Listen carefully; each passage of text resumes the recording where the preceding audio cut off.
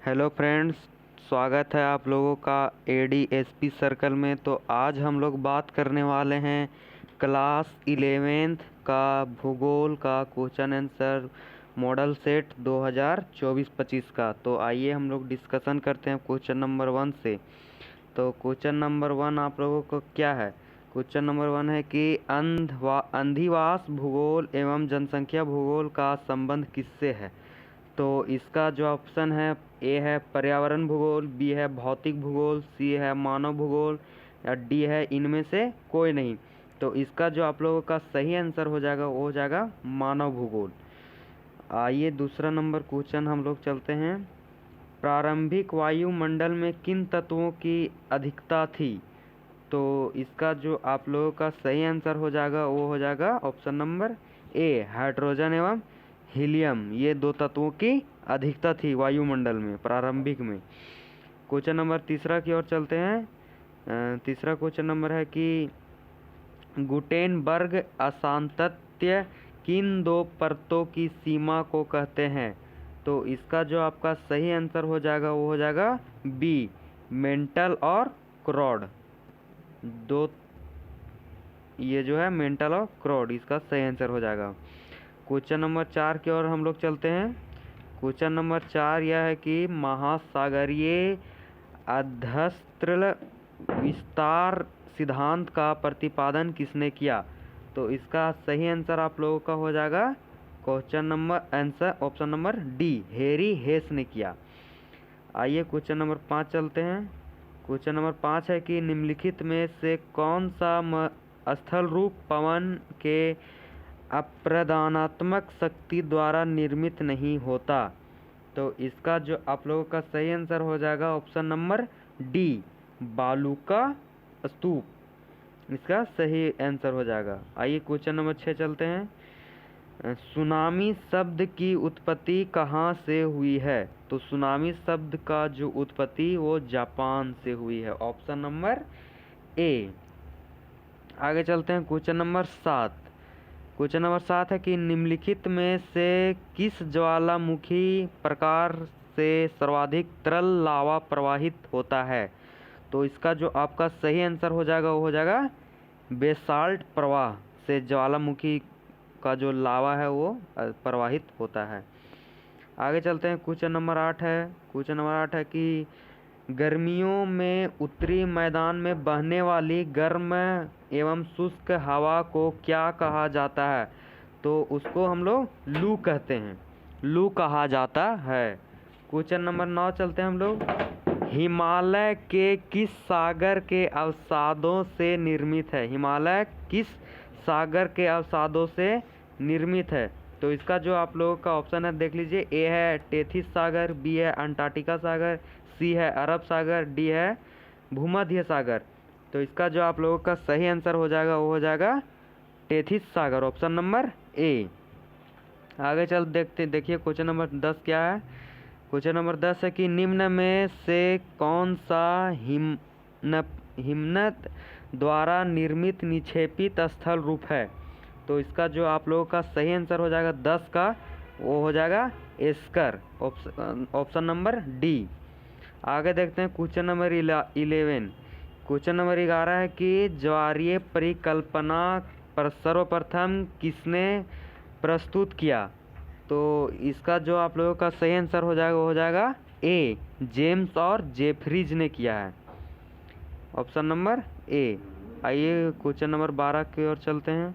Question number 12 है कि भौमिक प्राकृतिक आपदा के अंतर्गत निम्नलिखित में से किसे सम्मिलित कर सकते हैं?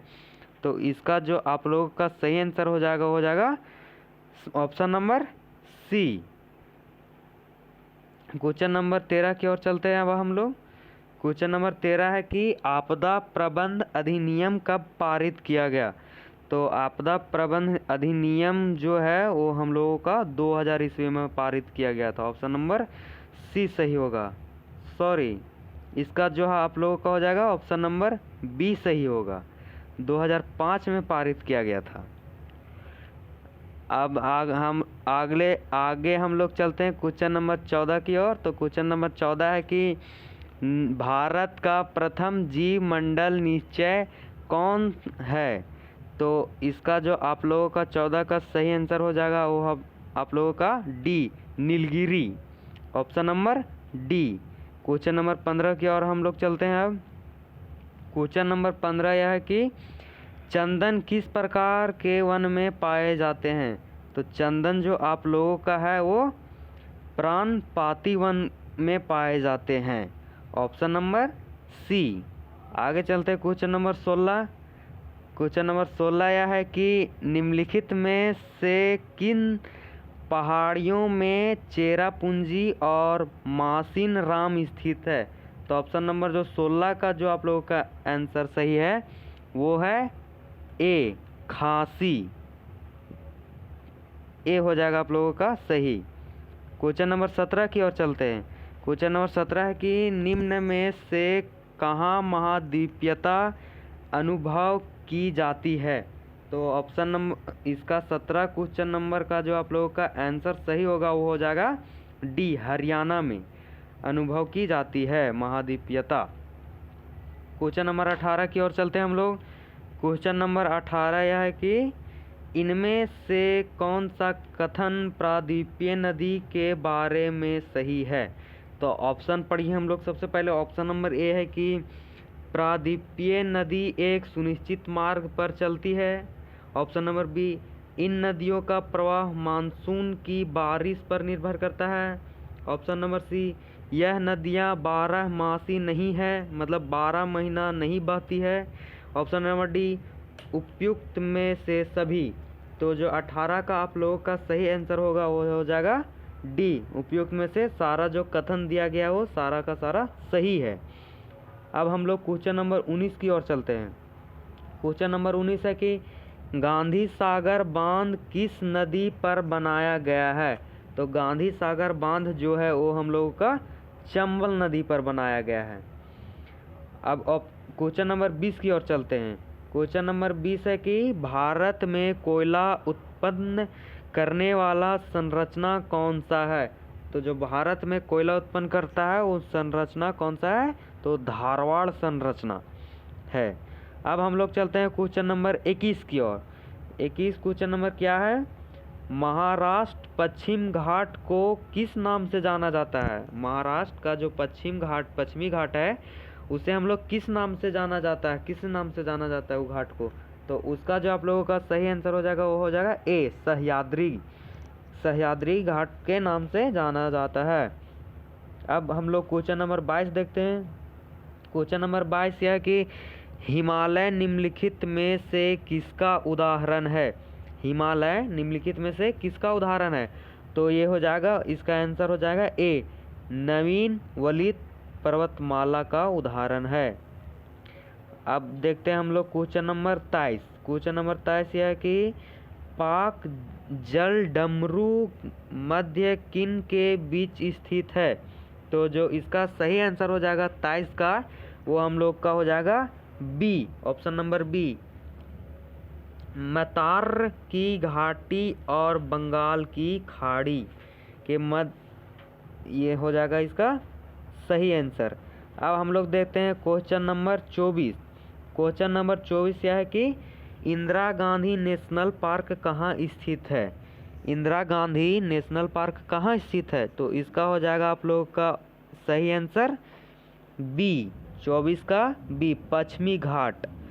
वहाँ पर इंदिरा गांधी नेशनल पार्क स्थित है पश्चिमी घाट में। आगे देखते हैं क्वेश्चन नंबर 25। तरंगों में जल की गति होती है? तरंगों में जो जल की गति क्या होती है? तो ऑप्शन नंबर सी, गोलाकार होती है। C option number. आगे देखते हैं क्वेश्चन नंबर 26। सागरीय जल की औसत लवणता कितना पीपीटी है? तो इसका जो आप लोगों का सही आंसर हो जाएगा क्वेश्चन नंबर 26 का वो हो जाएगा बी, 35, ऑप्शन नंबर बी। आगे देखते हैं क्वेश्चन नंबर 27। क्वेश्चन नंबर 27 यह है कि उच्चतम लवणता वाला वान झील किस देश में स्थित है? तो यह इसका सही आंसर हो जाएगा सी, तुर्की में स्थित है उच्चतम लवणता वाला वान झील। आगे देखते हैं क्वेश्चन नंबर 28। क्योटो प्रोटोकॉल की उद्घोषणा कब की गई थी? तो इसकी जो उद्घोषणा है वो हम लोग 1997 में की गई थी। ऑप्शन नंबर ए इसका सही आंसर हो जाएगा। आगे देखते हैं क्वेश्चन नंबर 29। निम्नलिखित में से कहाँ सबसे लंबा दिन और रात होता है? तो इसका जो सही आंसर हो जाएगा वो हो जाएगा डी, ध्रुव में सबसे लंबा दिन और सबसे लंबा रात होता है। अब देखते हैं हम लोग क्वेश्चन नंबर 30। संतृप्त वायु किस दिशा में संपृक्त नहीं रहेगी? तो 30 का जो आप लोगों का सही आंसर हो जाएगा वो हो जाएगा सी, तापमान के बढ़ने पर। मतलब संतृप्त वायु किस दिशा में संतृप्त नहीं रहेगी? तो तापमान के बढ़ने पर नहीं रहेगी। अब देखते हैं हम लोग क्वेश्चन नंबर 31। पछाव बादल की ऊंचाई औसतन कितनी होती है? तो पछाव बादल की ऊंचाई औसतन जो है हम लोगों का 8000 से 12000 मीटर रहती है। ऑप्शन नंबर सी।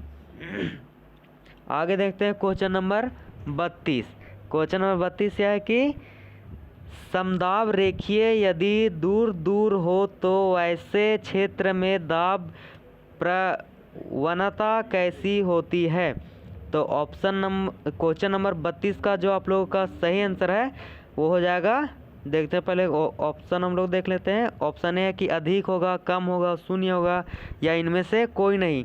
तो इसका जो सही आंसर हो जाएगा आप लोगों का बी, कम हो जाएगा।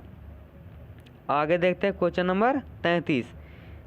33 में बोल रहा है कि सामान्यतः ऊंचाई के साथ तापमान घट जाता है, यदि इसे क्या कहा जाता है? तो इसका जो सही आंसर हो जाएगा आप लोगों का बी, सामान्य ह्रास दर। आगे देखते हैं क्वेश्चन नंबर 34। 34 यह है कि किस तिथि को सूर्य मकर रेखा पर लंबवत होता है? तो किस तिथि को होता है? तो इसका जो सही आंसर हो जाएगा वो हो जाएगा बी, 22 दिसंबर को। आगे देखते हैं अब हम लोग क्वेश्चन नंबर 35। तो क्वेश्चन नंबर 35 हम लोगों का क्या है? पवन चलने का निम्न में से क्या कारण होता है? तो क्या कारण होता है? 35 का हो जाएगा डी, वायु दाब में भिन्नता। क्वेश्चन नंबर 36 को देखते हैं अब हम लोग को ख़त्म होने वाला है, 4 क्वेश्चन और बचा हुआ है। क्वेश्चन नंबर 36 है कि भूमिगत जल द्वारा चूना पत्थर प्रदेश में निर्मित निक्षेपात्मक स्थल रूप कौन सा है? तो क्वेश्चन नंबर 36 का जो आप लोगों का सही आंसर हो जाएगा वो हो जाएगा ऑप्शन नंबर डी। आगे देखते हैं अब हम लोग क्वेश्चन नंबर 37। क्वेश्चन नंबर 37 है कि मलबा अवधाव को किस श्रेणी में सम्मिलित किया जा सकता है? तो क्वेश्चन नंबर जो 37 का आप लोगों का सही आंसर हो जाएगा वो हो जाएगा ऑप्शन नंबर सी, तीव्र प्रवाही वृहत संचलन। आगे देखते हैं अब हम लोग क्वेश्चन नंबर 38। क्वेश्चन नंबर 38 है कि भौतिक अपक्षय के लिए सबसे महत्वपूर्ण तत्व क्या है? तो क्या है सबसे महत्वपूर्ण तत्व? क्वेश्चन नंबर 38 का जो आप लोगों का आंसर हो जाएगा वो तापमान है सबसे महत्वपूर्ण तत्व। आगे देखते हैं अब हम लोग क्वेश्चन नंबर 39। क्वेश्चन नंबर 39 है कि पृथ्वी का सबसे बड़ा मुख्य प्लेट निम्न में से कौन सा है? तो पृथ्वी का सबसे बड़ा मुख्य प्लेट कौन सा है? तो ये हो जाएगा बी, यूरेशियन प्लेट। आगे देखते हैं अब लास्ट क्वेश्चन नंबर 40 हम लोगों का क्या है? भूकंप अभिकेंद्र के 105 डिग्री से 145 डिग्री तक में किस भूकंपीय तरंग का छाया क्षेत्र विस्तृत होता है? तो इसका जो आंसर हो जाएगा वो हो जाएगा सी, पी और एस तरंग। इस तरह से अब हम लोगों का लास्ट क्वेश्चन हो गया ज्योग्राफी का, जो ये जैक द्वारा मॉडल सेट निकाला गया था, इसका 40 का 40 क्वेश्चन आप लोगों को करा दिया गया। आप लोग अच्छे से तैयारी कर लीजिएगा, एग्ज़ाम में आप लोगों का फोड़ के आना है पूरा एग्ज़ाम। अब इसी तरह का और वीडियो देखने के लिए हमारे ADSP सर्कल में जुड़े रहें, तो इस चैनल को आप लोग सब्सक्राइब कर लीजिएगा, ताकि इस तरह का वीडियो आप लोगों का नेक्स्ट हर सब्जेक्ट का मिलता रहे। तब तक के लिए जय हिंद, जय भारत, धन्यवाद।